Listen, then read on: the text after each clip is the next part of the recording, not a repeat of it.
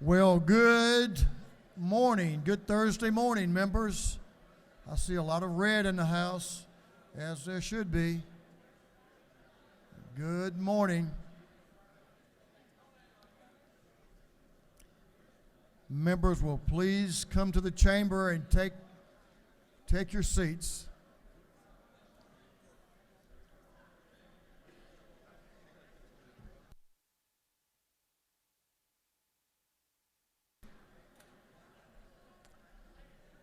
Members, please come to the floor and take your seats, because the hour for convening having arrived.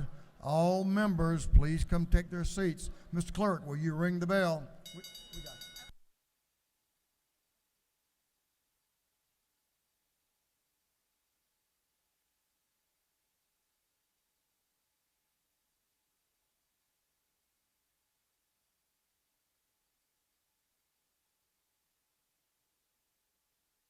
We're going to have the morning roll call.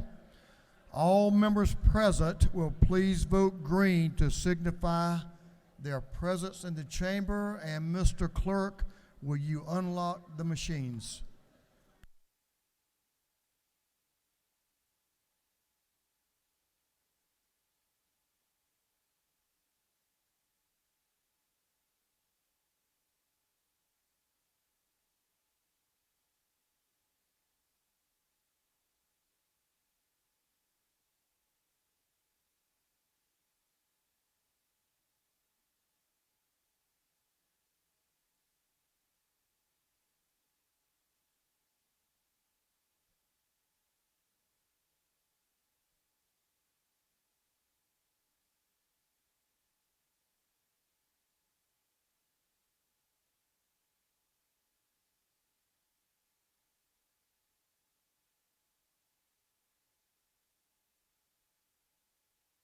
Have all members voted?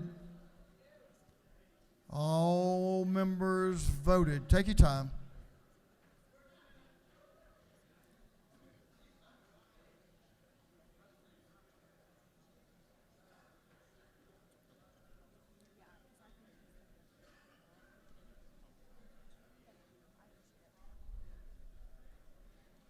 All members voted.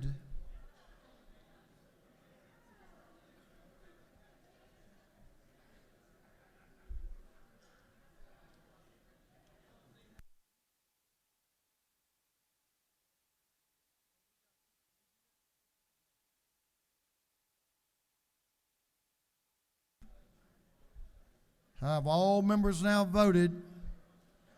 No, you haven't.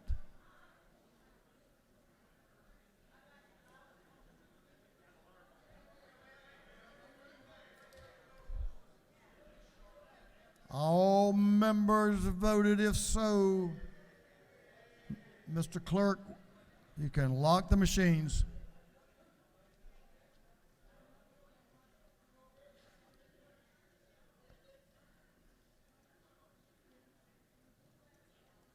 Doorkeepers, will you please close the doors and keep them closed?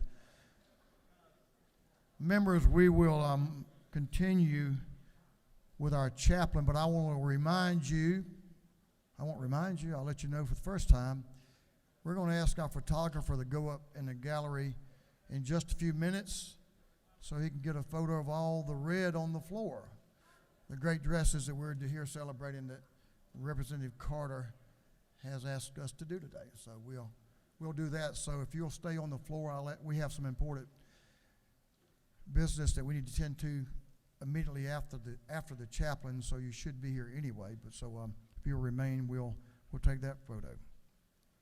As is our custom, we will begin our day with scripture reading and prayer by the chaplain, after which we will pledge allegiance to the flag of our country. Our chaplain today will be introduced by the lady from the 147th House District, Representative Bethany Ballard. Representative Ballard.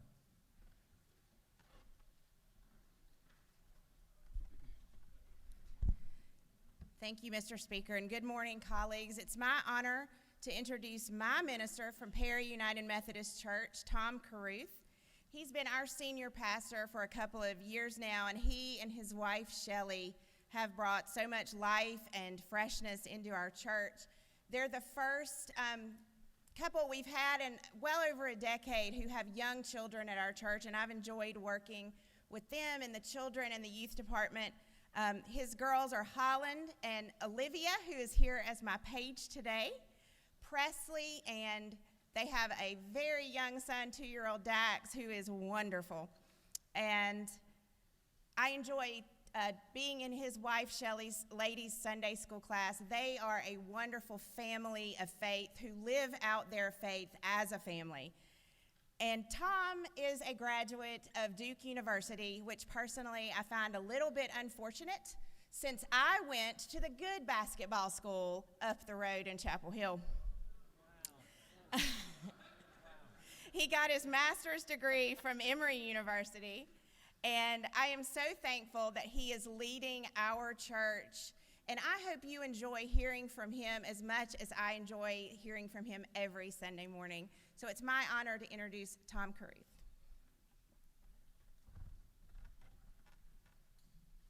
Welcome. It's good to have Thank you, Mr. Speaker. Good morning. Thank you, Mr. Speaker. Thank you, members of the House. The only time I've been more nervous speaking is at my daughter's school. I spoke to all the 6th through 12th graders in the gym. And that was more nerve-wracking than you guys, but you're second. It's an honor to be here and represent Perry, Georgia. And we love Perry. We love our church. I love Bethany. She's incredible, and I hope you know how great she is, but she is such a leader in our community and in our church. I want to read a scripture. For those of you that are Christian, you know that our story is about Jesus, and he died on the cross. He rose from the dead. His disciples kind of look like bumbling fools, which I'm glad they leave that in, right? Because that's how I feel most of the time. And there was a lot of jockeying for position, and then Jesus would kind of put them in their place. Peter, James, and John are the big three, but even those guys would try to fight for chair of the committee of appropriations, right? They would. That doesn't happen anymore, right? They would fight for power, and Jesus had, of course, a different way of looking at power. Well, Peter, as you know, denies Jesus. At the worst moment, he falls flat on his face. Jesus predicted this would happen. And so after the resurrection, Peter and the others say, I'm going fishing. And maybe you know this story in John 21, and Jesus meets Peter on the beach. Do you love me? Do you love me? Do you love me? Feed my sheep, feed my lambs, feed my sheep. You may remember this, but after those words, Jesus said to Peter, feed my sheep. Then verse 17 of John 21, feed my sheep. Very truly I tell you, when you were younger, you dressed yourself and went where you wanted. But when you are old, you will stretch out your hands, and someone else will dress you and lead you where you do not want to go. Jesus said this to indicate the kind of death by which Peter would glorify God. Then he said to him, follow me. Peter turned and saw that the disciple whom Jesus loved was following them. This was the one who had leaned back against Jesus at the supper and had said, Lord, who is going to betray you? When Peter saw him, he asked, Lord, what about him? Jesus answered, if I want him to remain alive until I return, what is that to you? You follow me. The word of God for the people of God. Thanks be to God. All the Episcopals and Catholics and Methodists know what to do at that moment. Sorry. I love that story so much. It's this great moment of redemption, and then right after it, Jesus is giving Peter the scoop. Hey, when you were young, You went where you wanted. You dressed yourself, and you did what you wanted. But as you get older, somebody else is going to make you go where you don't want to go. Anybody feel that way? Anybody feel like you're in the second half of life and you wake up and somebody's telling you where to go and it's not where you want to go? I know some of you already today have had to go places that you didn't want to go, and it's not even 10 o'clock, right? Or not even 11. Right? So I know you can relate to that. But of course, Jesus is talking about Peter is going to ultimately die like Jesus had to die on the cross. Peter was crucified as well. So he means this literally, but I also think it works in a spiritual sense. That as we grow, as we mature in our walk of life, in our calling, as we grow up, it's not all about what we want. We have to learn to do the things we don't want to do. I know that you're missing a beloved colleague today. And I can't imagine that, right? So it's in our minds, right, that life is short. Right? We know that we're only here for a little bit of time. Isn't it amazing after that beautiful moment on the beach of redemption, and he says, Peter, come follow me. And he says, when you were young and then when you're old. And then Peter, what's he say to that? Not, thank you, Lord. Not, I'm going to follow you. He said, what about him? Still jockeying for position. Peter and John had a little bit of a thing. And even at this moment, Peter's worried about the other guy. What about him? Looking over his shoulder. And what does Jesus say? Essentially, what about him? It's not about him. If I got plans for him, doesn't matter. It's about you. Follow me. A Jewish rabbi named Zusha. Before his death, Rabbi Zusha said, in the coming world, they will not ask me, why were you not Moses? They will ask me, why were you not Zusha? Another theologian, Oscar Wilde, said, be yourself. Everyone else is already taken.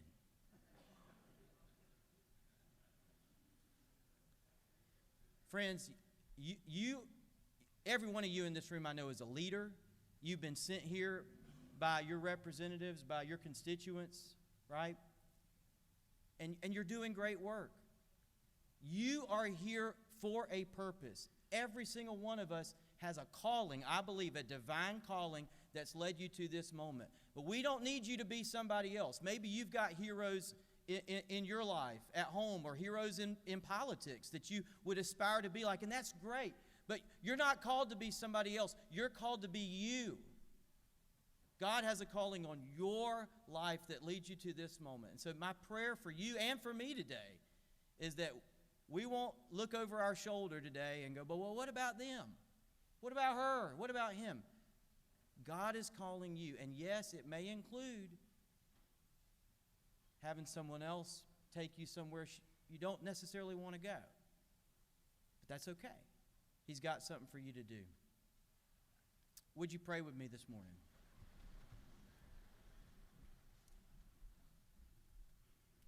As I pray, I want to quote one more theologian, Dr. Seuss.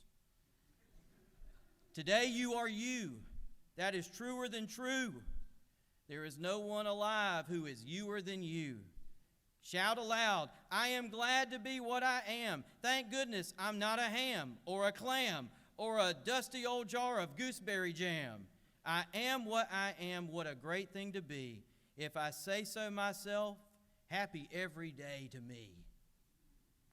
Dear God, thank you that you have called each one in this room. We have a breath in our lungs, and that is a gift. You have given us the gift of this day. And Lord, we want to do your will. We don't always know what that is. Humble us, oh God. I know that you know we are still just bumbling disciples. We still jockey for position. We still look over our shoulder at others. But Lord, help us today not to do that. Help us rather to look for you and your call to love you, to feed your sheep, to take care of your people who we have power to help. Lord, I just thank you for each person here. Lord, especially be with those who remember our fallen colleague. Lord, especially remember our 3 Georgians on this first day of Black History Month. Thank you for 3 soldiers who give their life for their country from Georgia. So, Lord, we remember the great sacrifices that are being made, and we know they do not go without your noticing and your honoring. We love you. We thank you. In Jesus' name, everybody said, Amen. And now let's pledge allegiance to the flag. Pledge allegiance to the flag of the United States of America and to the republic for which it stands, one nation, under God, indivisible, with liberty and justice for all. Oh, that was good. The world according to Zeus. Thank you so much.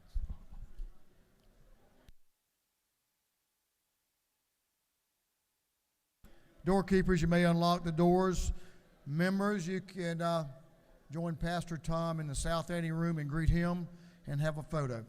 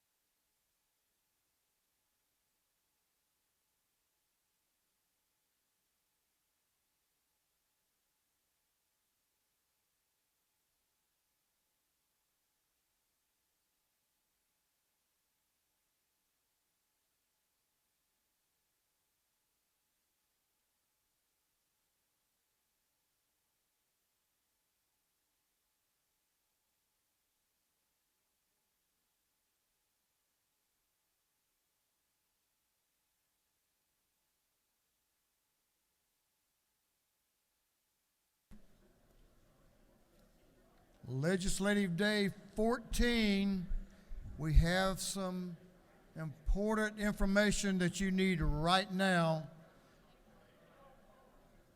Members, if I can get your attention. You ready, Mr. Clerk?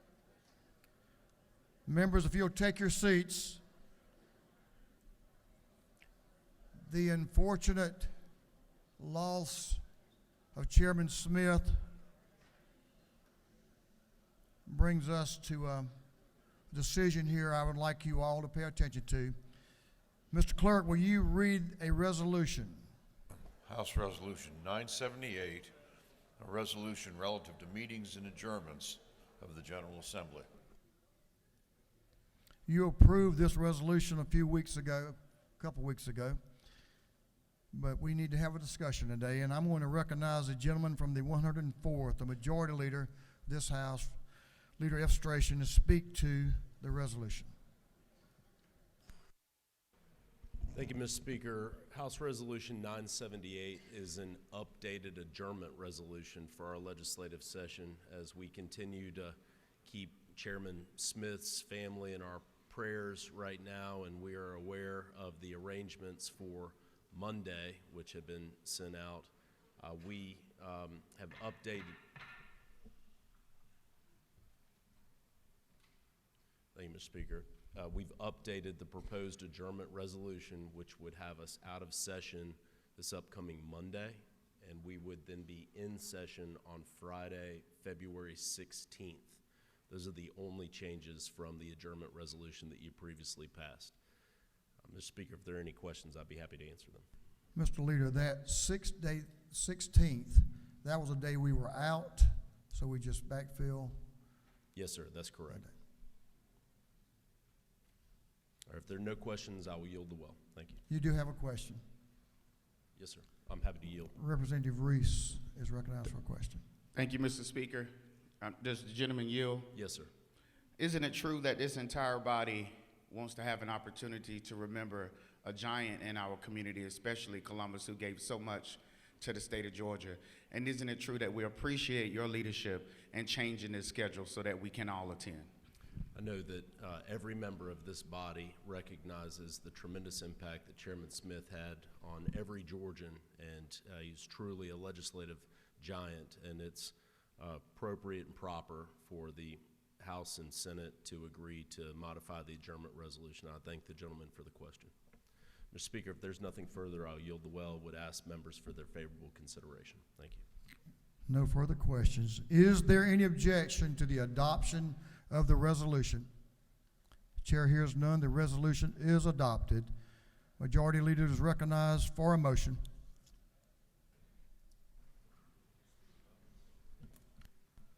For what purpose do you rise, Majority Leader?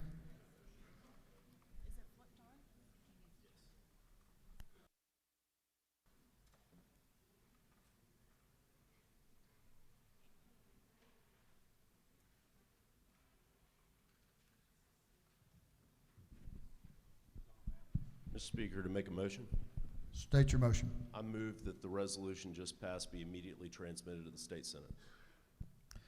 Representative Estration moves that House Resolution 978 be immediately transmitted to the Senate. Is there objection? Hearing none, it is so ordered.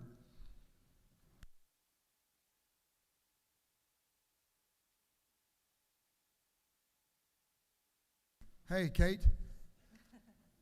Kate, what do you want us to do? You want us all to stand up and look at you? Okay, y'all.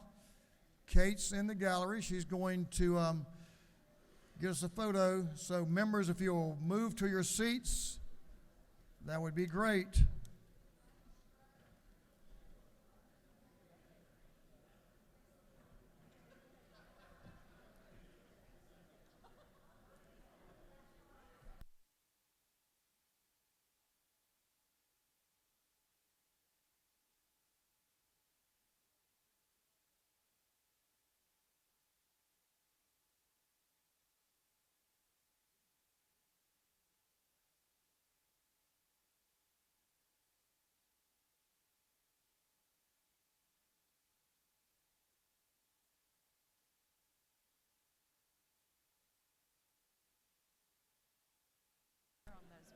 Members on the back row, you need to move forward. Move forward. You know, cameras don't take pictures around corners or anything over balconies. So if you want to be in the photo, you need to move forward. A little more. How about that, Kate? Are we getting close now? If they haven't moved, don't worry about it. You take the shot. I think we're good.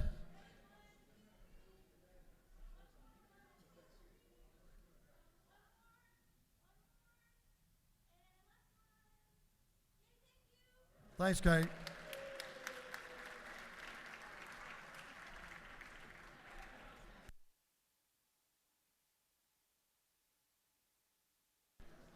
What a great crowd y'all are.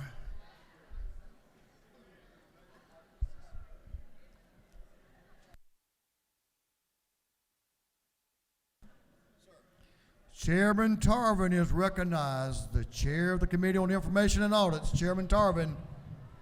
Mr. Speaker, your Committee on Information and Audits has read the journal from the previous legislative day and found it to be correct. And I would like to everybody to think about this one. Strive not to be a success, but rather to be of value. Be yourself. I think we just heard that message and you just confirmed it, Chairman Tarvin. Is there any objection to dispense with the reading of the journal? Chair hears none. The reading of the journal is dispensed with. Is there any objection to the confirmation of the journal? Chair hears none, and the journal is confirmed. Ready, Mr. Clerk? Mr. Clerk, will you read the resolution establishing the order of business for the day?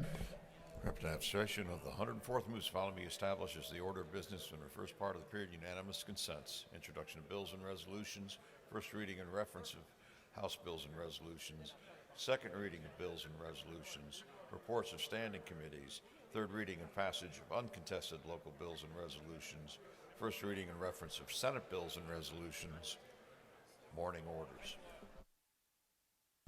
Is there any objection to the adoption of the resolution establishing the order of business for the day? Chair hears none. The resolution is adopted. Mr. Clerk, first reading of bills and resolutions. The clerk will read. House Bill 1094 by Representative Vance of the 133rd, Jackson of the 128th. Bill being titled Act to amend the neck creating a Board of Commissioners of Baldwin County. Intergovernmental coordination. House Bill 1095 by Representative Vance of the 133rd and Jackson of the 128th. The bill be titled Act to create a Board of Elections and Registration for Baldwin County. Intergovernmental coordination. House Bill 1096 by Representative Washburn of the 144th, Werkheiser of the 157th, Evans of the 89th, and Powell of the 33rd. Bill be titled Act to amend Chapter 1 of Title 43 of the Official Code of Georgia Annotated relating to general provisions of professions and businesses. Regulated House industries. Bill 1097 by Representative Vance of the 133rd, Mathis of the 149th, Carpenter of the 4th, Hitchens of the 161st, Lumsden of the 12th. Bill be titled Act to amend Code Section 40.5.10 of the Official Code of Georgia Annotated relating to driver education training courses. Motor vehicles. House Bill 1098 by Representative Hawkins of the 27th, Stevens of the 164th, Newton of the 127th, Jackson of the 128th, and Townsend of the 179th. Bill be titled an Act to amend Chapter 43 of Title 33 of the Official Code of Georgia Annotated relating to Medicare supplement insurance. Insurance. House Bill 1099 by Representative Huddleston of the 72nd, Burchett of the 176th, Cannon of the 172nd, Campbell of the 135th, and Rhodes of the 124th. Bill be titled an Act to amend Part 1 of Article 2 of Chapter 7 of Title 16 of the Official Code of Georgia Annotated relating to general provisions relative to criminal trespass and damage to property. Judiciary non-civil. House Bill 1100 by Representative New of the 64th, Corbett of the 176th, Prince of the 132nd, Smith of the 138th, McLean of the 109th, and others. Bill be titled an Act to amend Title 40 of the Official Code of Georgia Annotated relating to motor vehicles and traffic.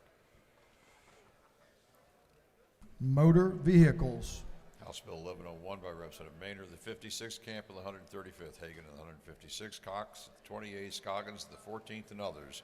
Bill be titled an Act to amend Part 2 of Article 15, Chapter 1 of Title 10 of the Official Code of Georgia Annotated relating to the Fair Business Practices Act of 1975. Agriculture and Consumer Affairs. House Bill 1102 by Representative Moptown of the 17th, Smith of the 18th, Leverett of the 123rd, Daniel of the 117th, Jaspers of the 11th, and others. Bill be titled an Act to amend Chapter 13 and Title 17 of the Official Code of Georgia Annotated relating to criminal extradition. Public Safety and Homeland Security. House Bill 1103 by Representative Gilliard of the 162nd, Williams of the 168th, Reese of the 140th, and Gladney of the 130th. Bill be titled an Act to amend Chapter 7 and Title 48 of the Official Code of Georgia Annotated relating to income taxes. Ways and House Means. Bill 1104 by Representative Crawford of the 84th, Hughley of the 141st, McLean of the 109th, Douglas of the 78th, and Cox of the 28th. Bill be titled an Act to amend Article 6, Chapter 2, Title 20 of the Official Code of Georgia Annotated, the Quality Basic Education Act. Education. House Bill 1105 by Representative Petrie of the 166th, Collins of the 71st, Bonner of the 73rd, Donahue of the 31st, and Barton of the 5th, and others. Bill be titled an Act to amend Title 42 of the Official Code of Georgia Annotated relating to penal institutions. Public Safety and Homeland Security. House Bill 1106 by Representative Petrie of the 166th, Stevens of the 164th, Jackson of the 165th, Gilliard of the 162nd, and Hitchens of the 161st. Bill be titled an Act to authorize the municipal court of the city of Tybee Island to charge a technology fee. Intergovernmental Coordination. House Bill 1107 by Representative Maynard of the 56th, Jones of the 25th, Mitchell of the 88th, Saints of the 180th, and Daniel of the 117th. Bill be titled an Act to amend Part 1 of Article 6, Chapter 3, Title 37 of the Official Code of Georgia Annotated relating to general provisions relative to the rights and privileges of patients. Public and Community Health. House Bill 1108 by Representative Fry, the 122nd, Gaines, the 120th, Reeves, the 99th, Washburn, the 144th, Howley, the 116th, and others. Bill be titled an act to amend Part 1 of Article 1 of Chapter 3, Title 80 of the Official Code of Georgia Annotated relating to general provisions relative to housing authorities. Judiciary. House Bill 1109 by Representative Crawford of the 84th, Oliver of the 82nd, Evans of the 57th, Miller of the 62nd, Willis of the 55th, and others.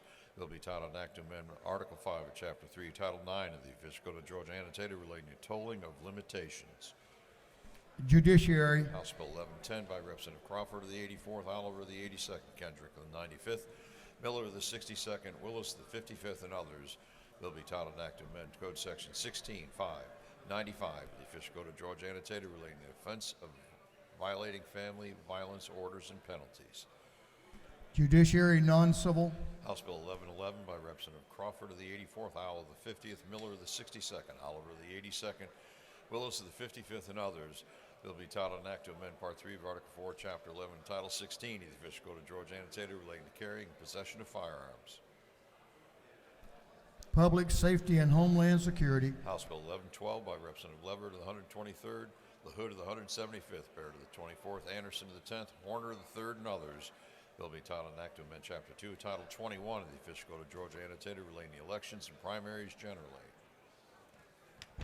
Governmental Affairs. House Resolution 947 by Representative Gilliard of the 162nd, Stevens of the 164th, Jackson of the 165th, and Westbrook of the 163rd. A resolution designating the Weeping Time Cultural Heritage Corridor as an official cultural and heritage corridor in Georgia. Transportation. Senate Bill 105 by Senator Walker, the 20th, Robertson, the 29th, Anna Duarte, the 31st, Goodman of the 8th, Anderson, the 24th, and others. A bill being titled an act to amend Code Section 474101 of the Official Code of Georgia Annotated relating to retirement benefits. Retirement. Senate Bill 328 by Senator Albers, the 56th, Robertson, the 29th. Bill be titled an act to amend Title 47 of the Official Code of Georgia Annotated relating to retirement and pensions. Retirement. Senate Bill 335 by Senator Albers, the 56th, Robertson, the 29th, Kirkpatrick, the 32nd, Strickland, the 17th, Dixon, the 45th, and others. Bill be titled an act to amend Code Section 16.6.22 of the Official Code of Georgia Annotated relating to incest. Judiciary non-civil. Senate Bill 369 by Senator Burns, the 23rd, Albers of the 56th, Robertson, the 29th, Barron of the 42nd, Summers of the 13th, and others. Bill be titled an act to amend Article 2, Chapter 2, Title 40 of the Official Code of Georgia Annotated relating to registration and licensing of motor vehicles.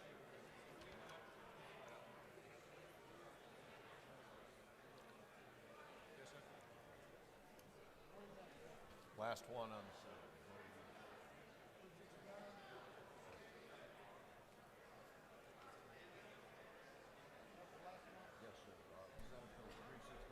Motor vehicles.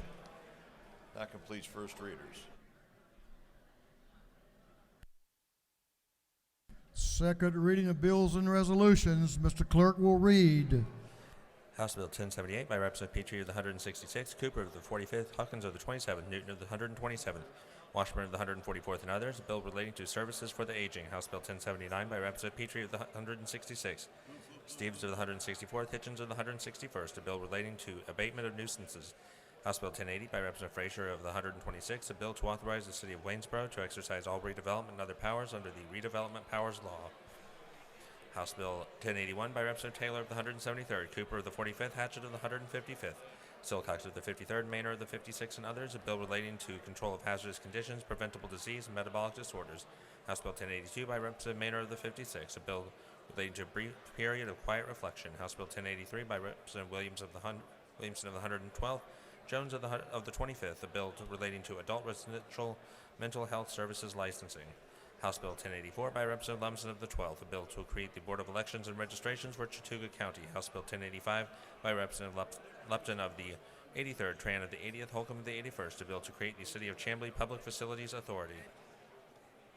House Bill 1086 by Representative Persinger of the 119th, abstention of the 104th, gains of the 120th, the bill to provide a homestead exemption from Barrow County School District ad valorem taxes. House Bill 1087 by Representative Persinger of the 119th, abstention of the 104th, gains of the 120th, a bill to provide a homestead exemption from Barrow County School District ad valorem taxes. House Bill 1088 by Representative Persinger of the 119th, abstention of the 104th, gains of the 120th, a bill to provide a homestead exemption from Barrow County School District ad valorem taxes. House Bill 1089 by Representative Hong of the 103rd, Ballinger of the 23rd, Martin of the 49th, Hitchens of the 161st, Crow of the 118th, a bill relating to technical and adult education. House Bill 1090 by Representative Newton of the 127th, Wiedauer of the 121st, Gullett of the 19th, Crow of the 118th, Hutchinson of the 106th, a bill relating to the imposition rate, computation, exemptions, and credits relative to income taxes.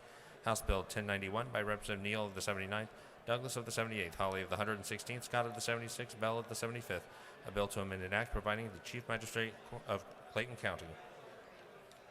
House Bill 1092 by Representative Frazier of the 126th, Prince of the 132nd, Gladney of the 130th, Howard of the 129th, a bill relating to local authorization and regulation of sales of alcoholic beverages on Sundays. House Bill 1093 by Representative Clark of the 100th, Perkle of the 169th, Blackman of the 146th, Corbett of the 174th, Bonner of the 73rd, and others, a bill relating to general provisions relative to agriculture. House Resolution 938 by Representative Hughley of the 141st, Reese of the 140th, Buckner of the 137th, Smith of the 138th. Resolution recognizing Representative Moretta Mitchell-Taylor and dedicating an interchange in her memory. House Resolution 939 by Representative Reese of the 140th, Hughley of the 141st, Buckner of the 137th, Smith of the 139th, Mitchell of the 88th. Resolution recognizing Representative Calvin Smyrie and dedicating an interchange in his honor. House Resolution 940 by Representative Mitchell of the 88th and Campbell of the 35th. Resolution ratifying an amendment to the United States Constitution. Senate Bill 85 by Senator Rhett of the 33rd, Williams of the 25th, Payne of the 54th, Duggan of the 30th, Jones of the 10th, and others. A bill relating to service creditable towards retirement benefits. Senate Bill 151 by Senator James of the 35th, Harbison of the 15th, Anderson of the 43rd, Sims of the 12th, Say of the 34th, and others. A bill relating to holidays and observances. Senate Bill 348 by Senator Williams of the 25th, Watson of the 1st, Kirkpatrick of the 32nd, Anderson of the 24th, Walker of the 3rd of the 20th, and others. A bill relating to notification of suspicious or unusual death, court-ordered medical examiner's inquiry, and written report of inquiry. Senate Bill 352 by Senator Anderson of the 24th, Alberts of the 56th, Robertson of the 29th, Williams of the 25th, Payne of the 54th, and others. A bill relating to general provisions relative to motor vehicle equipment and inspection. Senate Bill 366 by Senator Hufstetler of the 52nd, Tillery of the 19th, Dulles Hall of the 27th, Alberts of the 56th, Still of the 48th, and others. A bill relating to the General Assembly. Through second readers.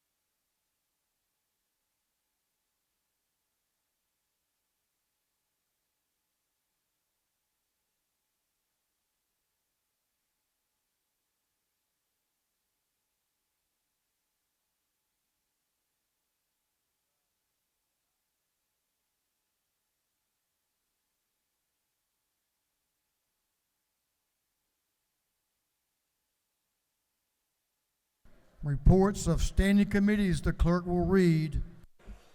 Representative John LaHood of the 175th District, Chairman of the Committee on Governmental Affairs, submitted the following report. Mr. Speaker, your Committee on Governmental Affairs has added under its consideration the following bills to the House and has reported back to the same House with the following recommendation.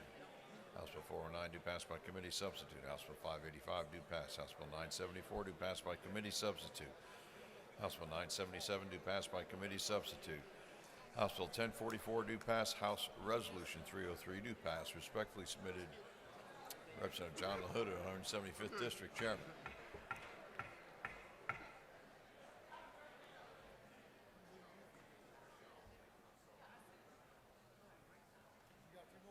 Yes, sir. Representative Chuck Martin of the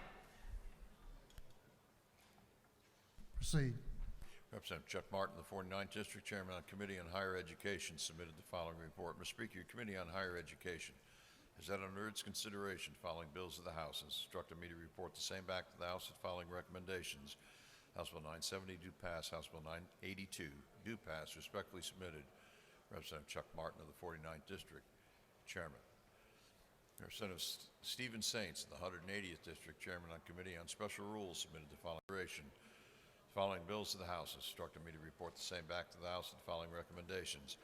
House Bill 1026 do pass. House Bill 1034 do pass. House Bill 1048 do pass by substitute. Respectfully submitted, Representative Stephen Staines of the 180th District Chairman. Representative Beth Camp of the 135th District Chairman on Committee on Intergovernmental Coordination and Local submitted the following report. Mr. Speaker, your Committee on Intergovernmental Coordination and Locals had under its consideration following bills of the House instructed me to report the same back to the House with the following recommendations.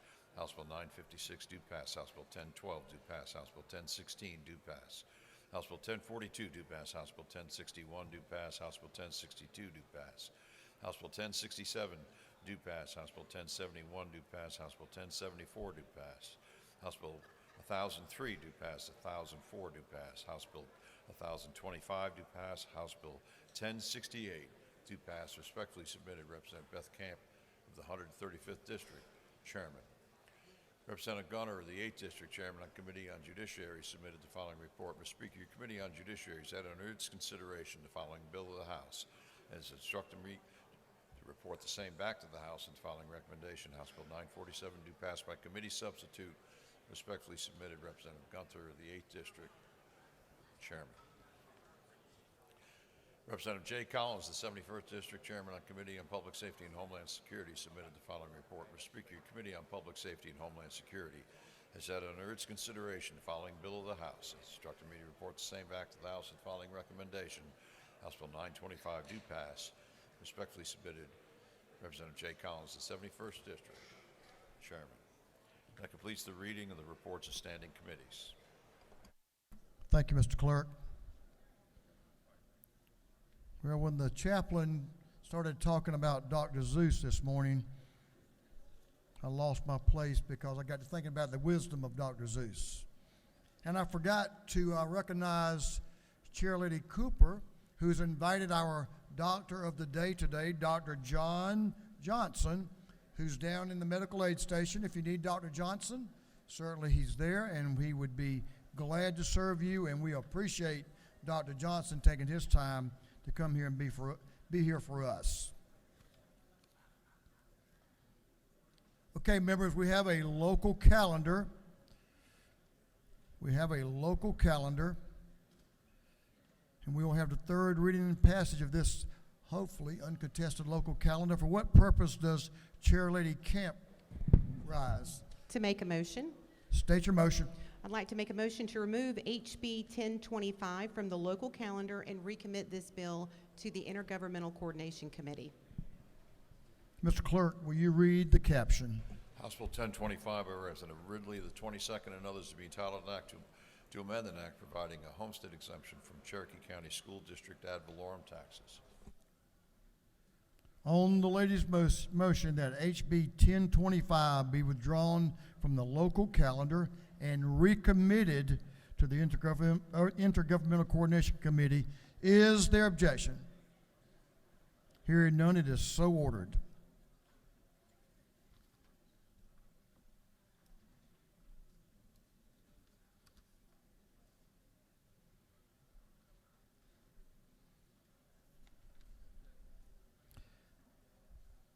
Members, we have 4 bills on the local calendar related to homestead exemption and require a recorded 2/3 roll call vote for passage.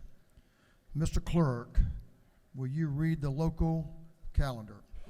House Bill 956 by Representative Carpenter the 4th, Conasauga Judicial Circuit. House Bill 1012 by Representative Williams, the 148th, Wilcox County. House Bill 1016 by Representative Bruce, the 61st City of South Fulton. House Bill 1042 by Representative Kendrick of the 95th, Gwinnett County. House Bill 1061 by Representative Lumpson of the 12th, City of Somerville. House Bill 1062 by Representative Lumpson of the 12th, Chattooga County. House Bill 1067 by Representative Lumpson of the 12th, Town of Tryon. House Bill 1071 by Representative Chokos of the 151st, Carroll County. House Bill 1040, House Bill 1074 by Representative Jones of the 25th, Forsyth County. House Bill 1003 by Representative Donahue of the 31st, Jackson County. House Bill 1004 by Representative Donahue of the 31st, Jackson County. House Bill 1068 by Representative Donahue of the 31st, City of Jefferson. Thank you, Mr. Clerk. If there is no objection, we will vote on the local calendar as a whole with a recorded vote. Hearing none, is so ordered. Is there any objection to the previous question being ordered on the local calendar without HB 1025? Chair hears none. The previous question is ordered. Is there any objection to agreeing to the report of the committee, which was favorable to the passage of the bills? The chair hears none. The report of the committee is agreed to. Shall these bills now pass? All those in favor of the passage of the bills on the local calendar will vote yes. All those opposed will vote no. And Mr. Clerk, will you unlock the machines?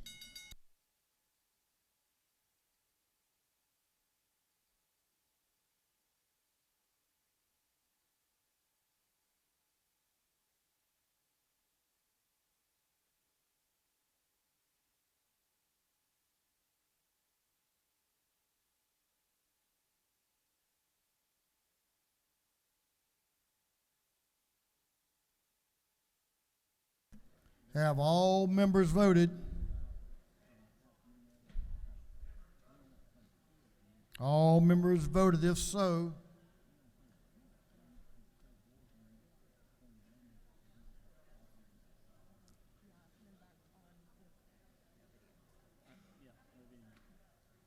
the clerk will lock the machines. On the passage of the local calendar, the yeas are 164, the nays are 0. And of course, we voted without HB 1025. These bills, having received the requisite constitutional majority, are therefore passed.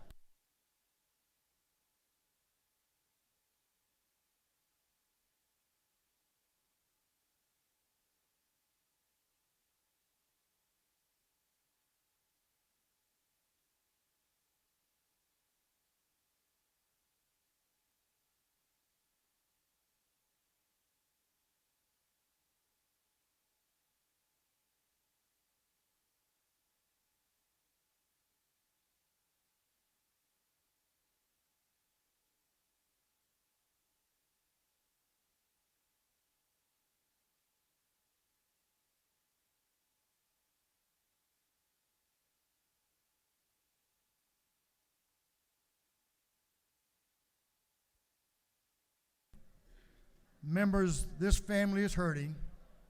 Members, I have your attention, please.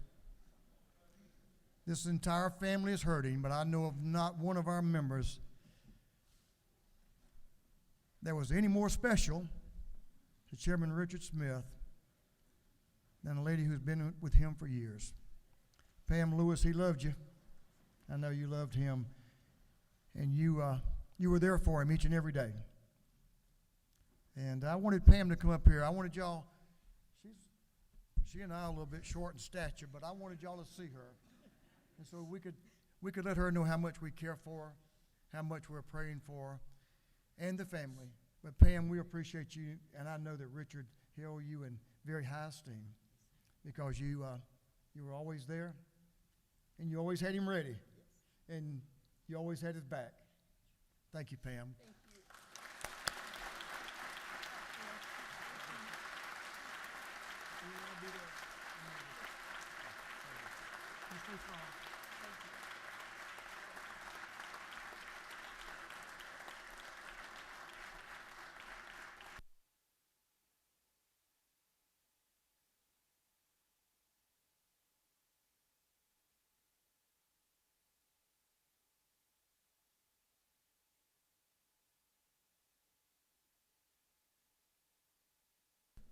We're moving on to morning orders. Thank you, Pam, for being here with us today. And thank you, members. We're going to move on to morning orders. We're going to recognize Chairman Mac Jackson, Floor Leader Lauren McDonald. We'll have a quick, and the other Rural Development Council Chairman, the Dean of this House, Chairman Gerald Green. We're going to have a video, I believe, and some other friends will join him. It will be self-explanatory, but I'm going to ask the clerk to read a caption to a resolution. Mr. Clerk. House Resolution 966 by Representative Jackson, the 128th, McDonald, the 26th, Hughley, the 141st, Stevens, the 164th, Green to the 154th, and others. A resolution recognizing and commending the Atlanta Fire Department. Chairman Jackson. Thank you, Mr. Speaker. Ladies and gentlemen, as you know, we had a fire at the Landmark on January 17th. And we're here to honor the firefighters of Atlanta, but we're going to let the floor leader, Lawrence McDonald, introduce some of them. Thank you, Representative Jackson. Mr. Speaker, ladies and gentlemen of the House, brother firefighters, it gives me great pleasure to be here today as one of them and a representative. I've done some epic things in my life. I got married, had a couple kids. I like being here, but I love being a fireman for 27 years. And I want to take a point of personal privilege.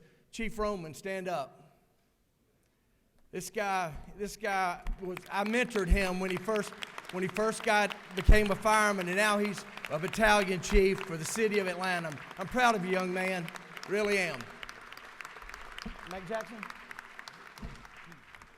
The Landmark Caucus has a video that we want you to see from the fire on January 17th, if you'll play the video.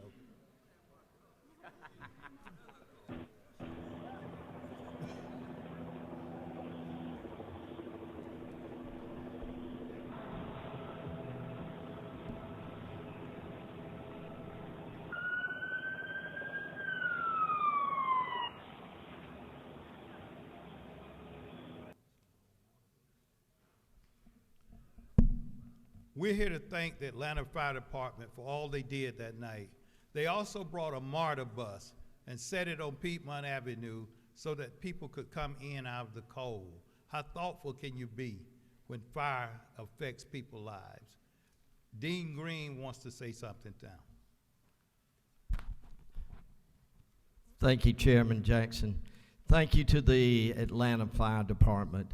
It's not often that we get to say thank you to the individuals who put their lives on the line every day serving the people of this state. Thank y'all for what you're doing. God bless y'all, and thank you for what you did for the people that live in the Landmark. Y'all stand.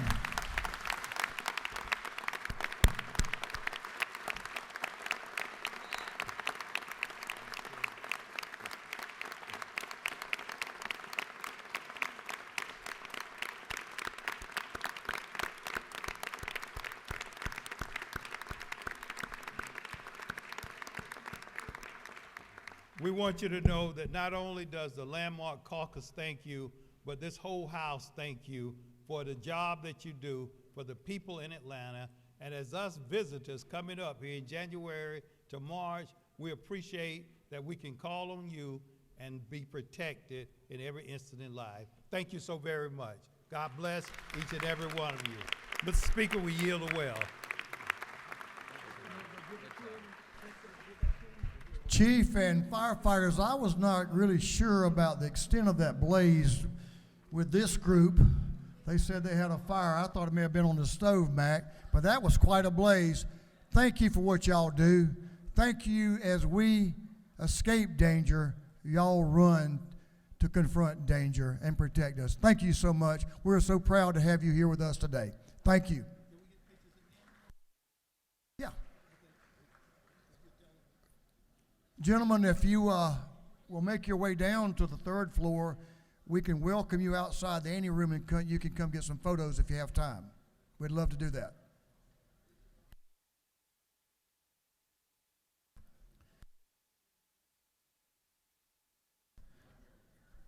Leader Beverly, Representative Paris, the entire Macon Bib delegation. Macon Day at the Capitol, awesome day. Good stuff. Give the gentleman and the lady and the gentleman in the well your attention house. David Dance is up there, right there. Hey y'all, thank you, Mr. Speaker. Today is Macon Day, and that's a great thing for the people of this august body. So we've got some people up in the stands. If you all will look up there, great folks. Leadership Macon is here. Also, our chamber is here. So you'll see them out in the halls. So greet them and let them know that they're very welcome here because we run this place. And the other thing is, you all will have a bag from the city of Macon, from our chamber, and we just thank you for all that you do. Thank you, sir. Very good, very good, very good, very good. Hope you have a great Macon Day. Thanks for being here. A great city and a great county. We appreciate the members, but we appreciate what Macon and Bibb County means to our state. Chair Lady Mathiak, we're ready for you.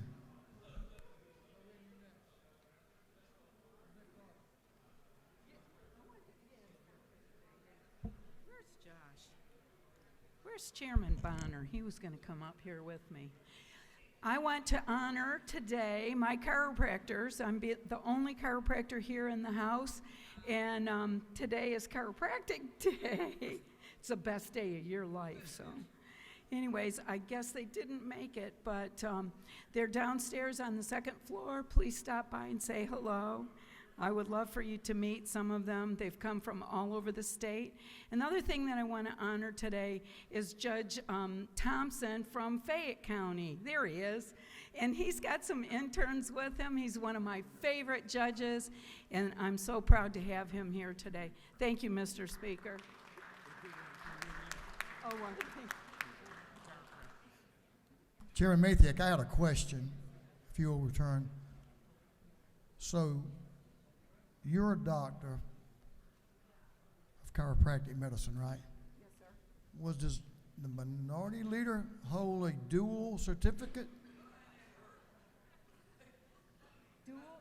Dual certificate. I mean, I thought he was an eye doctor. I didn't know he could adjust your back too. Just checking. No, he was supporting. I got you. Some of my chiropractors are coming in right now, Oh, great. Mr. Speaker. Thank you, ladies and gentlemen, for being here. Welcome to the House. Good to have y'all. Thank you for what you do. Thanks again, Speaker. Thank you, Chair Lady. Okay. Here's the one I've been waiting for.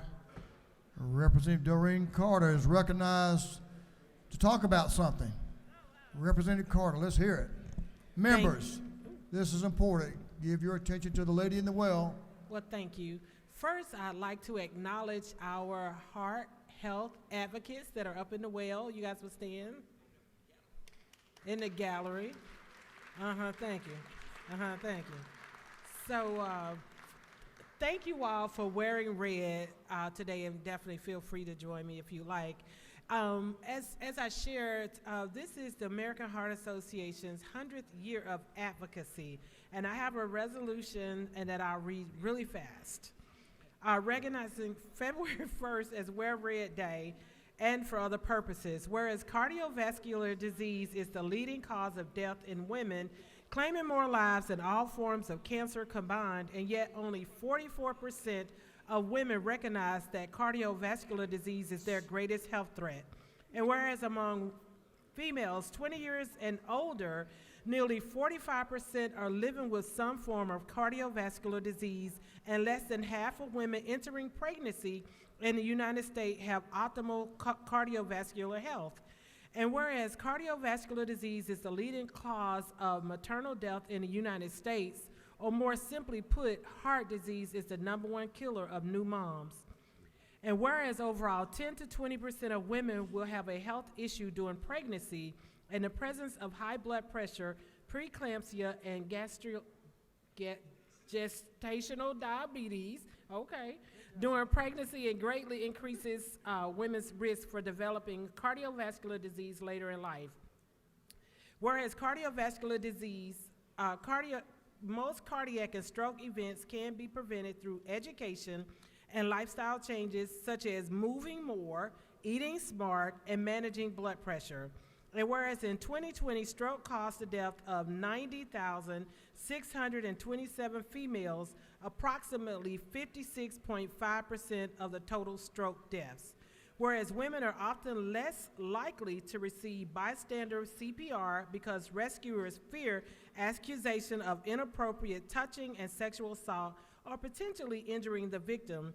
And whereas there are significantly biological differences between men and women, and clinical trials have not always adequately enrolled women or analyzed sex-specific differences in the data. As of 2020, only 38% of cardiovascular clinical research trial participants are women. We got to do something about that.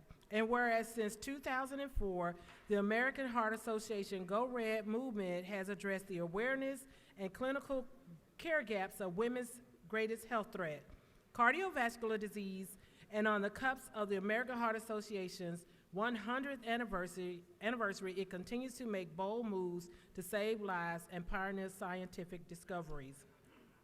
Now therefore be it resolved that by the House of Representatives that the members of this body recognize February 1st, 2024 as Wear Red Day and encourage all citizens to raise awareness about cardiovascular disease, as well as show their support for women and the fight against heart disease by wearing red. So again, thank you for wearing red. Yes, thank you guys. Mr. Speaker, we yield the well, and in 2:30 at 12, we'll have a heart-healthy lunch for you all, so don't forget to come down. And you have your pens on your desk, too. I officially yield the well now. Yeah.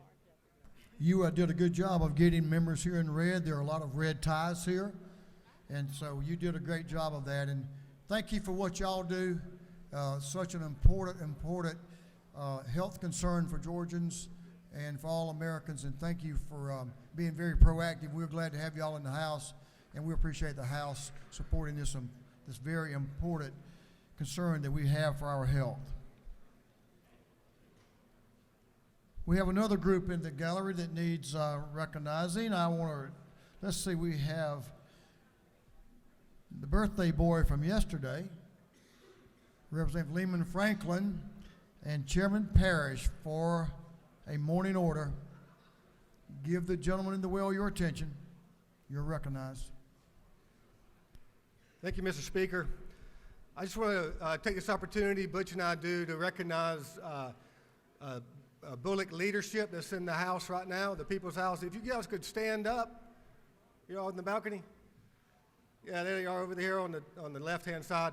Welcome to the House, and if you guys see them today, please welcome them. They're a great, outstanding group of leaders in our community, and we're thankful to have y'all here. Thank y'all.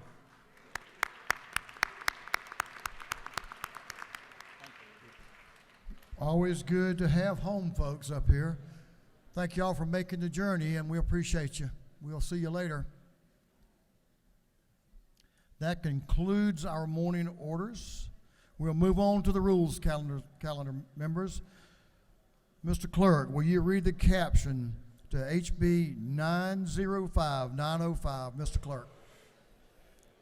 House Bill 905 by Representative Reeves, the 99th, and Roberts, the 52nd, Lever, the 123rd, and others, to be entitled an act to amend Chapter 66 and Title 36 of the Official Code of Georgia Annotated relating to zoning procedures as pertaining to counties and municipal corporations, so as to repeal provisions authorizing administrative officers to exercise zoning powers. This bill has been referred to the Committee on Governmental Affairs. That committee recommends that this bill do pass.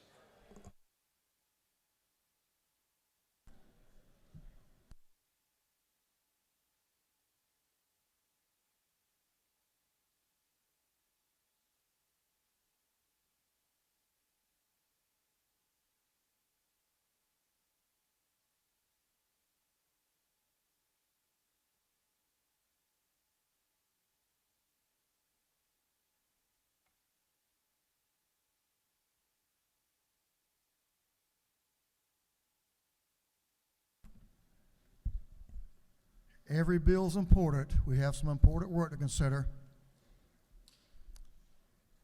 Work's been done on this bill, so let's give the gentleman your attention. If you have some, there's other important discussions going on, so if you will, there's an anteroom, take it out there.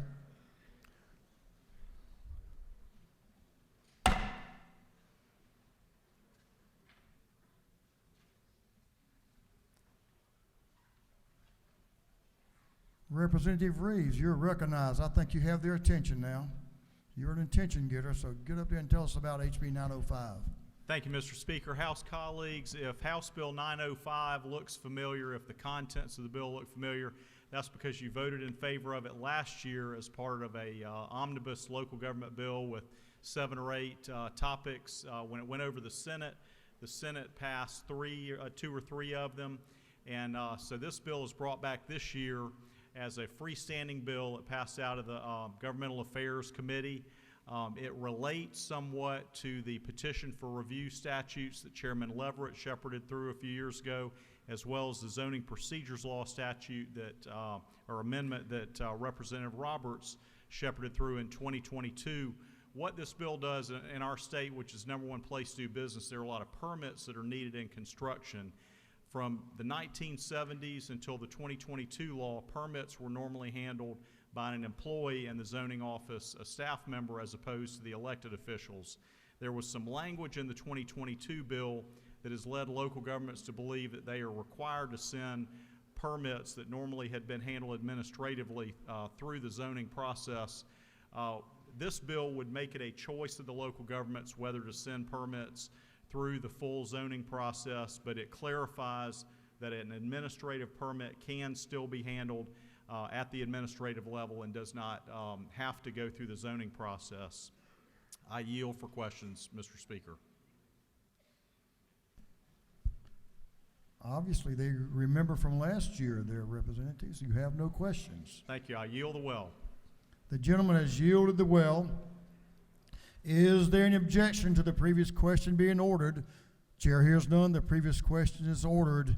Is there any objection to agreeing to the report of the committee, which was favorable to the passage of the bill?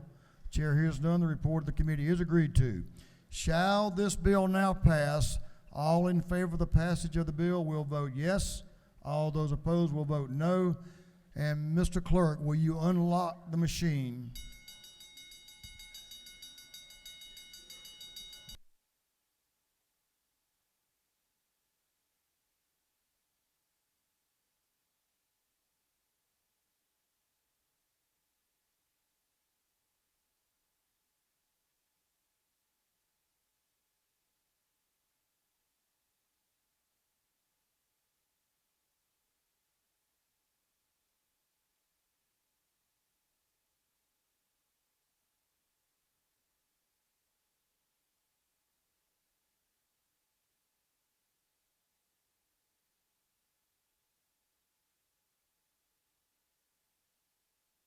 Have all members voted?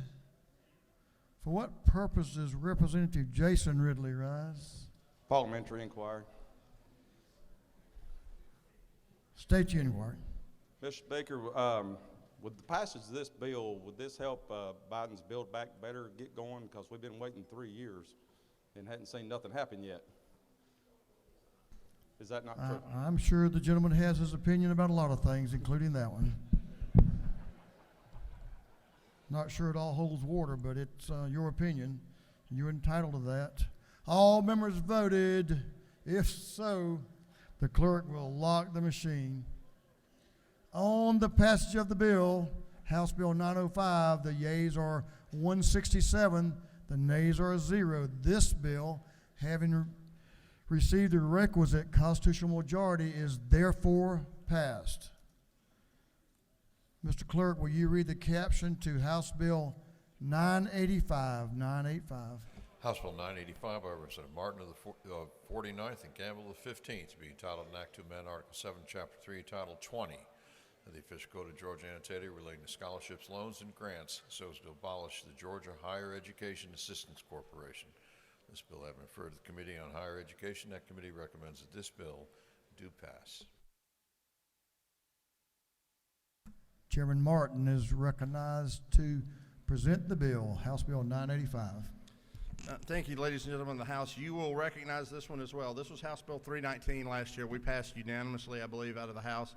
It picked up some baggage in the Senate, which caused the governor to have to veto it.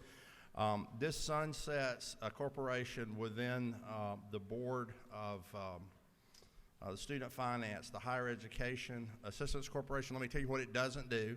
It doesn't affect anybody getting a loan. It doesn't affect anybody repaying a loan. It doesn't affect any operations. The loan portfolio was sold in 2013. That was paid out in the business. All the business closed in 2023. This corporation does no business, and by sunsetting it, it will, they don't have to do a blank audit every year. It will save the state money, and in fact, they can return over $25 million to the state for use for educational purposes. Again, we passed this as House Bill 319 last year unanimously. With that, I would ask the House's favorable consideration. I've been brief. If there is a question, I'll try to answer it. Not trying to hide anything, just trying to move us along on Thursday. Gentleman has no questions. I yield the well, Mr. Speaker. Gentleman has yielded the well. Is there any objection to the previous question being ordered? The chair hears none. The previous question is ordered. Is there any objection to agreeing to the report of the committee, which was favorable to the passage of the bill? Chair hears none. The report of the committee is agreed to. Shall this bill now pass? All in favor of the passage of the bill will vote yes. All those opposed will vote no. And Mr. Clerk, will you unlock the machine?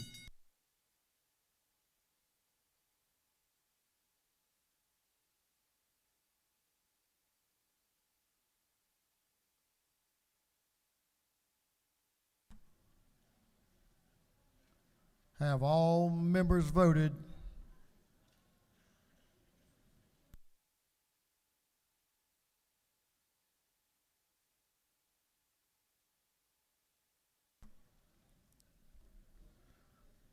The clerk will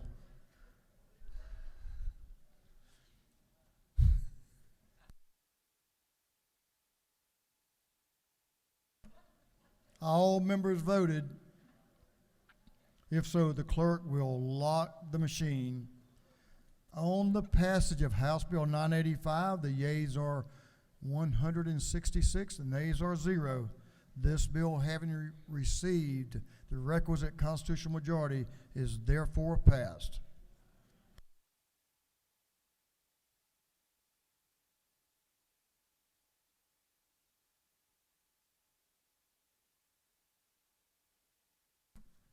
Members, we have a couple of motions.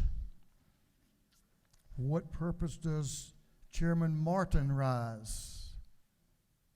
Do you have a motion to move a bill? I'm sorry. Oh, yeah.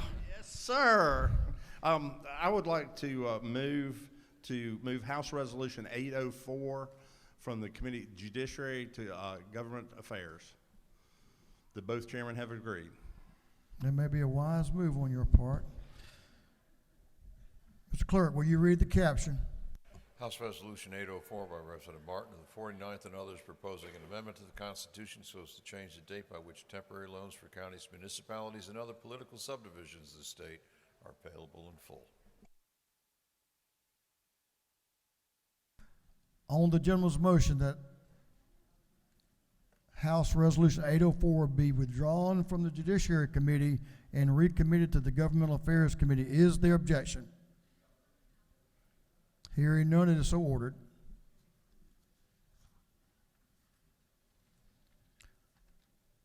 For what purpose does Chairman Saines rise? To make a motion that a bill be moved from State that motion. To make a motion that a bill be moved from from Ways and Means to small business. Both chairmen are in agreement. House Bill 1020. House Bill 1020. Mr. Clerk, will you read the caption? House Bill 1020 by Representative Saints of the 180th and others to be entitled an Act to amend Code Section 48.740.1 of the Official Code of Georgia Annotated relating to tax credits for business enterprises in less developed areas. On the gentleman's motion that HB 1020 be withdrawn from the Ways and Means Committee and recommitted to the Small Business Development Committee, is there objection? Hearing none, it is so ordered.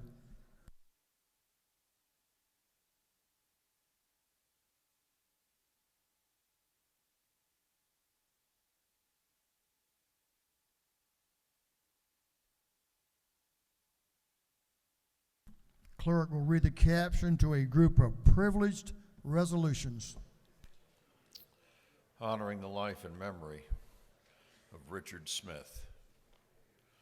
Honoring the life and memory of Sergeant Brianna Alexandria Moffett. Honoring the life and memory of Dexter Scott King. Recognizing and commending several living legends of music theater in celebration of Black History Month. Recognizing February 20th, 2024 is Georgia Hearing Day at the State Capitol. Congratulating the Cedar Grove High School Saints football team of the DeKalb County School District for winning the 2023 GHSA Class 3A State Football Championship. Recognizing the 50th anniversary of Jackson County's EMS operations. Recognizing February 5th, 2024 is Georgia Arts Day in Georgia. Recognizing and commending Abel Mabel Thomas. Recognizing and commending the contributions of the Asian American Advocacy Fund and Asian American Advancing Justice. Recognizing February 5th, 2024 is Effingham County Day at the State Capitol and saluting the Effingham County Chamber of Commerce. Recognizing and commending the Morehouse School of Medicine for providing opportunities through its physician assistant program. Recognizing and commending Mrs. Mildred Schmeltz, the 2024 Distinguished Older Georgian. Recognizing and commending Gloria Elizabeth Freeman, recognizing and commending the Georgia State University Athletic Department for its accomplishments in athletics and academics in 2023, and recognizing February 12, 2024 as Transit Day at the State Capitol, and for other purposes. That completes the reading of the privileged resolutions. Is there any objection to adopting the privileged resolutions? Chair hears none, and the resolutions are adopted. We're going to move on to afternoon orders. But before I do that, I'm going to recognize a veteran of this body, and I want y'all to listen up as this gentleman comes to the well for a point of personal privilege. Members, if you'll give Representative Al Williams your undivided attention, he and I would be most appreciative. Thank you, Mr. Speaker. Sometimes reluctantly I rise because sometimes things are taken offensively that are not intended to be offensive. I love this house, and I love the traditions of this house and the protocol of this house. And one in particular, there are a couple of that it was at the discretion only of the Speaker, like most. This well during the session is at the discretion of the Speaker to recognize who's in the well. And when you want to accompany someone in the well, usually it's because you've been invited to do so by the person who is speaking. And of course, the Speaker has discretion, if he does not know, to say only the person is recognized. But when you get here, you never ever stand to the front of the person who has the well.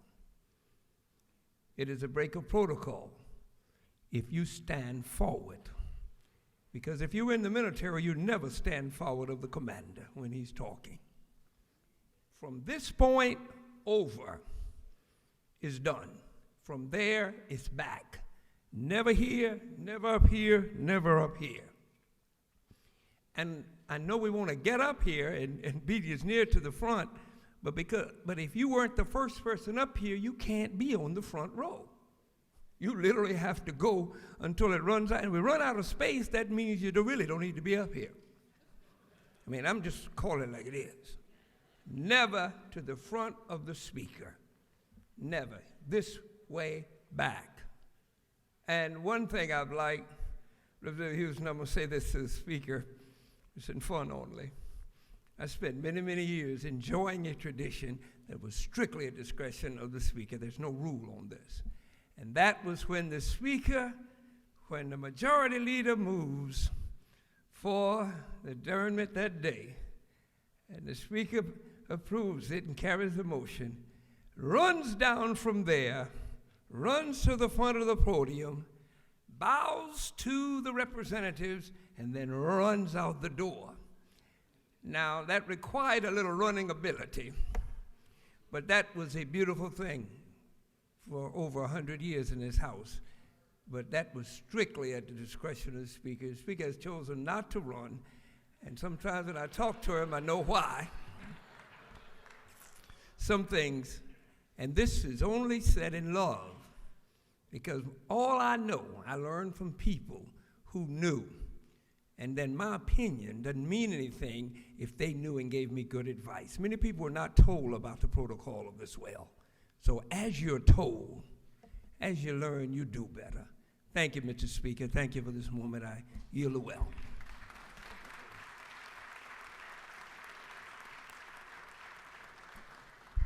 Thank you, Representative Williams. And you're right. That protocol is in our rules, but more importantly, it's in our tradition. And the reason it's in our tradition is it's respect. And I'm going to ask all of the members to show that respect, and I'll do a better job as well. So thank you, Representative Williams.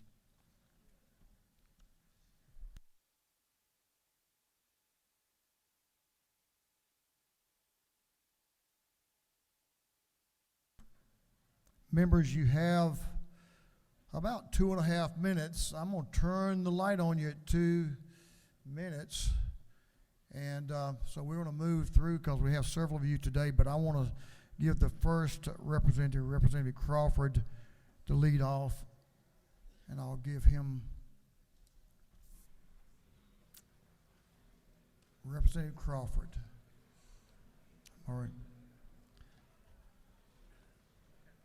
Members, if you'll join with Representative Crawford, give him your attention, if you'll stand.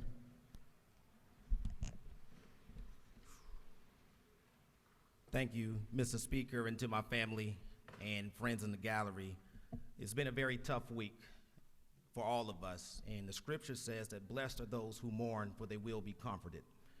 And as I stand here today, I pray for everyone's comfort throughout this week.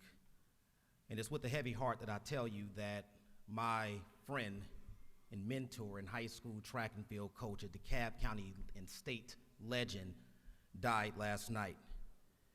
My coach, Napoleon Cobb, as you see on that screen, was one of the greatest men and ever coaches to ever live.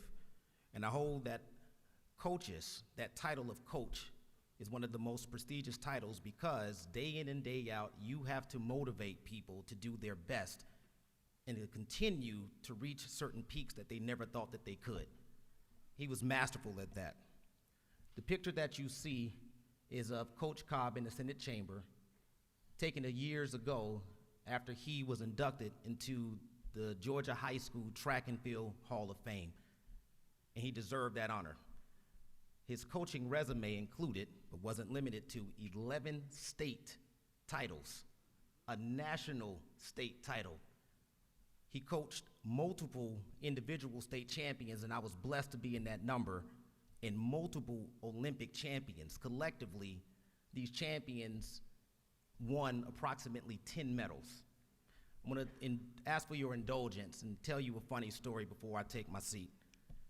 When I wanted to run for office, I wanted to get his support and advice. Who better to tell you how to run a political race than a track and field coach? And so I said to him, Coach, I want to be a state rep. And he says, is that the place where they honored me? I said, well, Coach, I'll be in the House chamber, not the Senate chamber. And he says, okay. I was reeling him in. He said, will you be an attorney and a politician? I thought I lost him. I know that that's not the best combination all the time. But he says, if you win, just make sure that you mentor all of the kids in DeKalb County because they need to see someone that looks like them that's doing the work, working as a politician, as an attorney. And the last thing that he said to me, and I want to share this with you, something that I live by. He says to me, Omari, I don't care who runs against you. If I've taught you nothing else, it is to focus on your race. We don't worry about who's going to get into a political race. When you look into another person's lane, you slow down. And so, Coach, thank you very much. I'm going to live by that. Coach, you had a hell of a run, but I got it from here. Thank you, Mr. Speaker, and I ask for a moment of silence for my coach's honor. Thank you, Mr. Speaker, and I yield the well. Thank you, Representative Crawford. I'm sure that he saw your success. He pointed out what a great example you are. I appreciate your example and appreciate that special bond we have with our coaches. Thank you. Representative Roberts. Representative Shay Roberts is recognized for an order.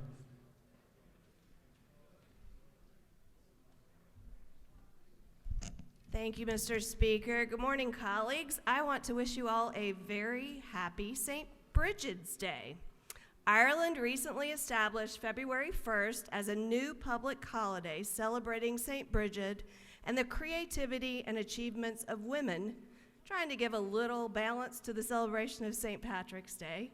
So this year, consulates and embassies around the world are hosting events to mark the day. Last night, I was honored to participate in Atlanta's celebration with Quive, our Consul General, and Senator Kirkpatrick. We talked about women in politics. They had a Grammy-nominated soloist perform, Maeve. It was a really nice evening. So for those of you who don't know, Bridget was a pagan goddess, and then her namesake later became the patron saint of Bridget. She has a strong presence in my family as my great-grandmother, great-aunt, mother, and daughter all share her namesake. She was a woman who stood for helping others, empowering women, caring for the environment, and legend has it, St. Bridget turned dirty water into beer and managed to share a single pot of ale with her entire parish of 18 churches. So I hope you will all raise a pint to St. Bridget today. Thank you, Mr. Speaker. You learn some really cool things in this house. I never knew about St. Bridget. Thank you, Representative. Representative Holly and Representative Franklin are recognized for an afternoon order.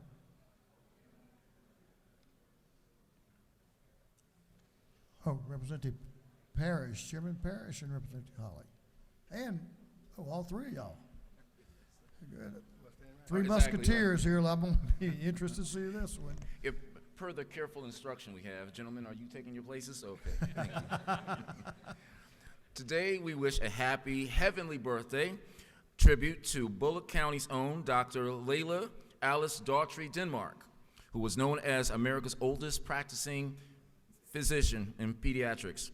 A graduate of Tift College and the Medical College of Georgia, she became the third woman to graduate from the Medical College of Georgia with a doctorate in 1928. Leela went on to be the first intern at Eggleston Hospital for Children in Atlanta and admitted the very first patient at Eggleston. She worked the segregated wards at Grady Hospital, tending to poor African-American patients, and later worked at Eggleston Hospital before starting her very own private practice. Her published research helped develop the vaccine for the whooping cough.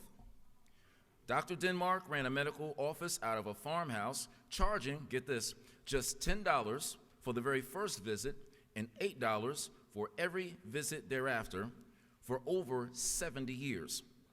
Several editions of Dr. Denmark Said It offered her timeless wisdom, her secret to living to become 114 years old. She believed that consuming cow's milk was harmful. She recommended children and adults drink only water and eat fresh fruit rather than drinking fruit juices. So, if you are able-bodied, healthy, please join us in wishing a happy heavenly birthday to this great Georgian with a hearty hand clap of praise.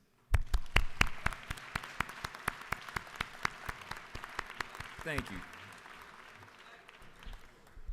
Thank you for that, representatives. That was, what a great legacy, Dr. Denmark from down in Bullock County. It's a good day for leadership Bullock to be here. Bullock County being recognized. Good stuff. Members, before we exit the chamber, some of you may get out, we're going to inject an announcement here. Chairman of Appropriations that we heard about earlier in the message, so you were successful there. Chairman Matt Hatchett is recognized to let us give us some vital information. Thank you, Mr. Speaker, and I will not be near as eloquent as the previous two afternoon orders or as the pastor of the day who I actually have known since he was in diapers. So that's why he had to get me. Since we will not be back formally together until Tuesday morning, the Appropriations Committee will begin meeting at 7 a.m. Tuesday morning to begin going over the AFY 24 budget. We will vote later around 9:30 on that, and then the budget will be in rules. Thank you. Thank you, Mr. Chairman. Wanted to make sure no one got out before we heard that announcement. Representative Ken Vance is recognized for an afternoon order. Thank you, Mr. Speaker. I want to say a few things about Black History Month, which starts today. This movement began in Chicago in 1915 with Mr. Carter G. Woodson. February was chosen as the time to begin this celebration because it was the month wherein Abraham Lincoln and Frederick Douglass were born on the 12th and 14th, respectively. Fast forward to 1975, when President Gerald Ford became the first president to urge Americans to recognize Black History Week. This week was expanded to the entire month of February in 1976 and was established by federal legislation 10 years later. I'd like to close with 4 sayings that, once I heard them, have left an indelible mark upon me. First, and we all know this one, I have a dream that one day, you know the rest of it. Number 2, from Malcolm X, if you have no critics, you'll likely have no success. Number 3, can't we all just get along? Rodney King. And last but certainly not least, from Augusta, Georgia's own James Brown, I got soul, and I'm super bad. Thank you, Mr. Chairman.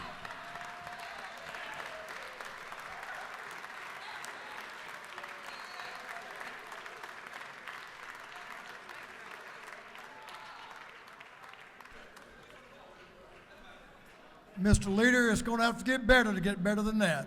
I'm going to tell you what. Oh, boy. Thank you, Representative Vance. That was awesome. Representative Lisa Hagan, you want to follow that? Representative Hagan is recognized. Thank you so much, Mr. Speaker, for letting me follow that. Colleagues, today we've been celebrating a cause that is near and dear to our hearts, heart health. I know some of our colleagues seem like they don't have a heart, but there is one in there somewhere down deep, and we want to take care of those, no matter how near to the surface or hidden those hearts may be.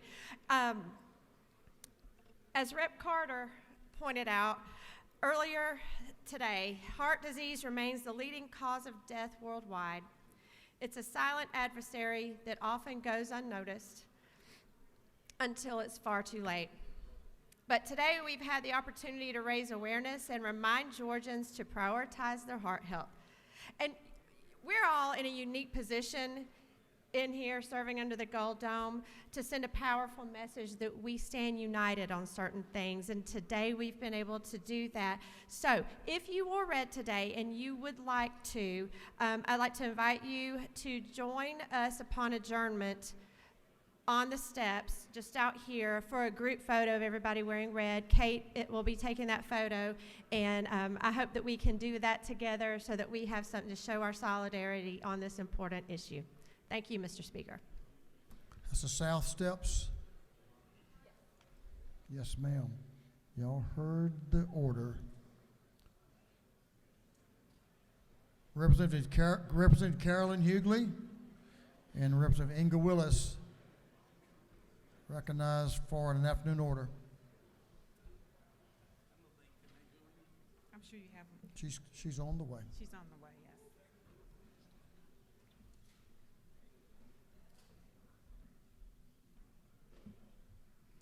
Representative Hughley. Thank you, Mr. Speaker, and ladies and gentlemen of the House. I know that you all will be in Columbus with us on Monday. But for those of you who are still in and around the Capitol, Monday is Links Day at the Capitol. And as we focus on African American History Month, the Links is one of the oldest volunteer organizations that's dedicated to ensuring the culture and economic survival of African Americans. And these women come from all over the state of Georgia, and they're from your community as well. There's a reception on Sunday, February the 4th, at the Knowles Conference Center at Georgia State University College of Law from 5 until 8 p.m. So if you're in town, stop by Sunday afternoon between 5 and 8. If you are here at the Capitol, they will be in the Sloppy Floyd building from 8 a.m. until 1 p.m. So it's Links Day at the Capitol. All of your constituents will be here from all over Georgia. And if you know some of the members that are coming, leave them a note. We've already told them about the unfortunate passing of Representative Smith, so they know where most of us will be. So thank you so much, and we hope those of you who can, please join us. Thank you, representatives.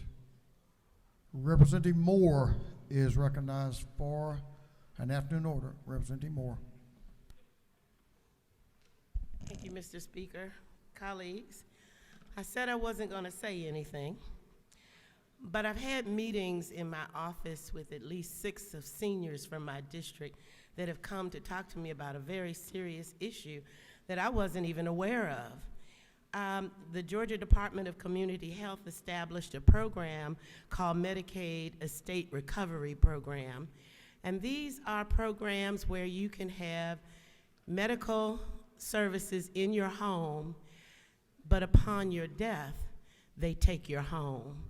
And I felt that I was very upset to hear this because it puts their family, especially their husband or children, out of their home. But what bothers me the most at this particular moment is that if they don't sign this paper that has gone out in January to sign over the deed to their homes, their medical insurance quits, which means they have none. And so I want to bring the attention to Ms. Christie, one of the constituents in my district. She is a paraplegic. If she does not have services, she won't be able to get out of the bed. No one will take her feeding or urine tube out of her body and clean it on a daily basis, and she will have no insurance. And she surely will die, and the state of Georgia will surely take her house. And I think that it is a great time today to say this out of my own mouth. It's a great day to expand Medicaid. Thank you. Thank you, Representative. Chairlady Lynn Smith is recognized for an afternoon order. Chairlady Smith. Thank you, Mr. Speaker and members of the House. So I'm so grateful that the American Heart Association has trained us to recognize February as Heart Awareness Month. I wish to talk something briefly that is not common knowledge. It goes to the importance of awareness. For several years, my husband, a vet, Vietnam vet, came home. He taught chemical warfare before he went to Vietnam. He was exposed to Agent Orange. For several years, we never knew what was wrong. He'd have something we called fake heart attacks because he'd go to the hospital, they'd send him home. But through the years, we were told, you got to get there while it's going on. Yeah, right. How do you do that? But finally, he was diagnosed.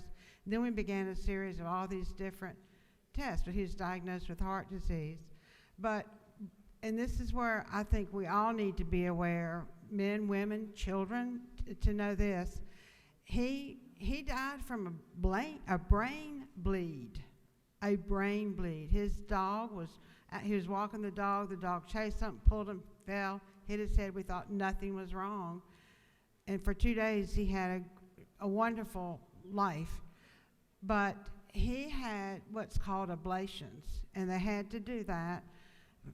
One of the ways they were trying to keep him going. And we just weren't aware that when you're put on such heavy heavy blood thinners, you are a victim to that. That goes to anyone in this room who has a friend or a family, especially if you're older. So keep an eye out for unusual symptoms. Know that this is a consequence that's not talked about much, but actually it's a huge factor to a lot of deaths related to heart. And thank you, Mr. Speaker, members of the House, for listening to me, and to all of you who came to his funeral, many, many thanks. Special message from a special lady. Thank you, Chair Lady. That completes our afternoon orders. Now we have some announcements. Before any more of you exit the chamber, I'll make one announcement. Look at your inboxes. We have a message that just went out to every member of this House. There will be some transportation opportunity provided by this House to attend the funeral in Columbus on Monday. So the details should be in your inbox. If for some reason you don't receive it, it's not transmitted properly, you can call my office and we'll help you with that, or you can call the majority office as well and talk to Peyton. Either one. So check your inboxes. I think you can see the message. And if you would like to take advantage of the travel arrangements, that's what it's there for. Representative McLean, you ready for an announcement? Yes, Mr. Speaker, I am. Let's hear it. Thank you, Mr. Speaker. There are two things on your desk for me today. One is something in reference to SB 333, so please get a chance to read that from the Gwinnett County Commissioners. And today is, just like everything else, Georgia Work and Family Legislative Caucus Day, and we've changed our location, and we'll be in room 132 in the Capitol downstairs for lunch. So please stop in. We have lunch all over the place today, so please stop in. Work and Family Caucus. Give an overview of the Georgia 2025 budget. Thank you, Mr. Speaker. Thank you, Representative. Members, I overlooked someone, and I think I marked him off prematurely, but I know better. Not you, Representative McLean, the guy sitting next to you. Leader Beverly is recognized for an afternoon order that I forgot. Sorry about that. No worries, and just so that we make sure that I follow protocol, I'd like for Representative Williams, could you please stand up here with me, but behind me, sir, and Representative Carl Gilliard. I appreciate you. I gotta stay on him now, that's right. It's fine, it's fine. Listen, today is a very special day. Many of you guys don't realize this, but there was a former member of this House who's a dear friend of mine, Craig Gordon, is a movie producer, believe it or not. This weekend, his movie comes out in Atlanta, LA, and New York, and it's called The Geechee Witch. Geechee Witch. It is the first time that an African-American Geechee, and these two brothers are Geechee, y'all ask them what it means later. It's the first time that a horror movie was produced by a Geechee person right out of South Georgia. And so this weekend, if you could, please check out Geechee Witch. I hate horror movies, but I told him I'd go see it. But Craig Gordon, man, shout out to you. We're very proud of you. He is the executive producer and the writer of this movie. Thank you. Thank you, Speaker. I'm glad you got that one in. Thank you, Mr. Speaker. I think the leader made it clear, but Craig is from Savannah, so that's awesome. I'm with you, Mr. Leader. I'm not much on horror movies either, but I'll see that one. Well, I'll wait and let you tell me how scary it is, then I'll decide if I'm going to see it or not. Representative Bazemore, you're recognized for an announcement. Thank you, Mr. Speaker. The House and Senate members of the Fulton County delegation will be meeting in room 230 today at 4 p.m. to discuss organizational information for 2024. Thank you. Chairman Jaspers is recognized for an announcement. Well, thank you, Mr. Speaker. You know, some of us have been around a little while, and technology can be challenging, but I'll tell you what, we've got some great interns in this building, and if you've got an intern, you're very fortunate. Mine, Jackson, is helping me. And if you're on the transportation committee, you're getting texts from me from a group text that he's helping me with, and so that is me. And it's been a little bit of a challenge this morning for me, but we do have a meeting at 1 o'clock today. We have a couple of bills we need to get out and get into the flow of things, and I appreciate your attention. Thank you. Where is that meeting going to occur? Hey, I used my trusty app to send it to them, Mr. Speaker. Oh, they don't need you to make an announcement. I'm sure all of them got that. 6:06 at 1 o'clock. Mr. Chairman, you trust technology about as much as I do, don't you? Chairman Blackman is recognized for an announcement. Thank you, Mr. Speaker. The 1 o'clock Ways and Means Committee meeting has been moved up on adjournment with some folks trying to get out of town, make sure we have a quorum, but we're in 406 upon adjournment. Thank you very much. Thank you, Mr. Speaker. Thank you, Mr. Chairman. Representative Carter, recognized for an announcement.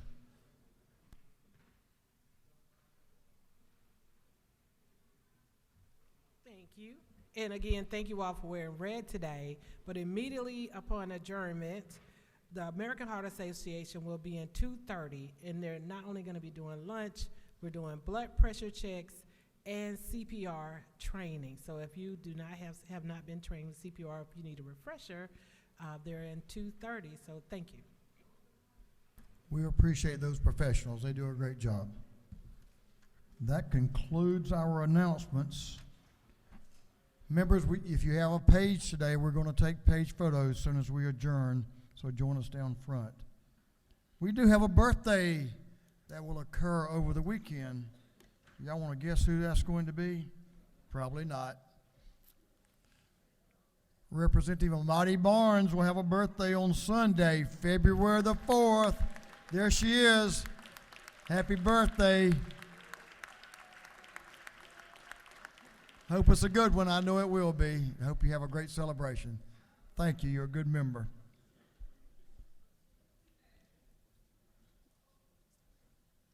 No.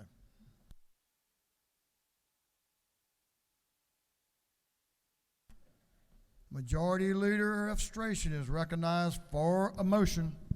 Thank you, Mr. Speaker. I move that this House stand adjourned until 1 o'clock p.m. on Tuesday, February 6, 2024. On the motion of the Majority Leader that this House stands adjourned until 1 p.m. Tuesday, February 6, 2024, all those in favor of the motion will say aye. Opposed, no. Y'all are all on probation. The ayes clearly have it. We are adjourned.